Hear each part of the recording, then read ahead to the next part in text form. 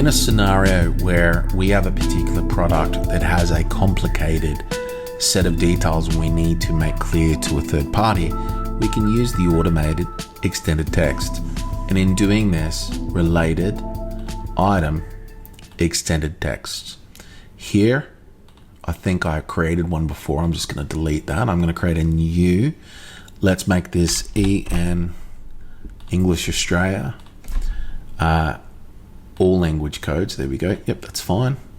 We're going to make this the big red shirt description. This is such a cool tee.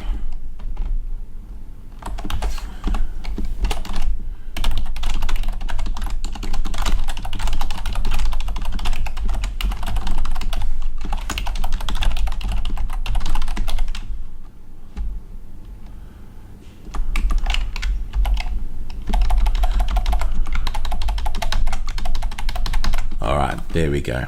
So underneath here, I can go to sales and I will use it on all these sales documents.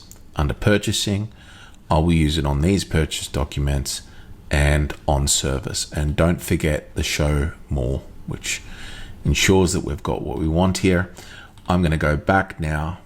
I'm going to go back out of the item. Red shirt. We're now going to add this back to a sales document. Let's go to sales quotes. New sales quote, change the customer.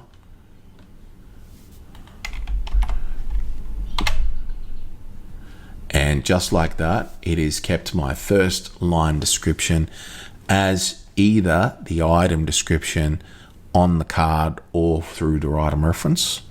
Then it's inserted extended text underneath this particular item to flow through to our sales documents. So when we go to print and preview this, yes, that's fine. Preview.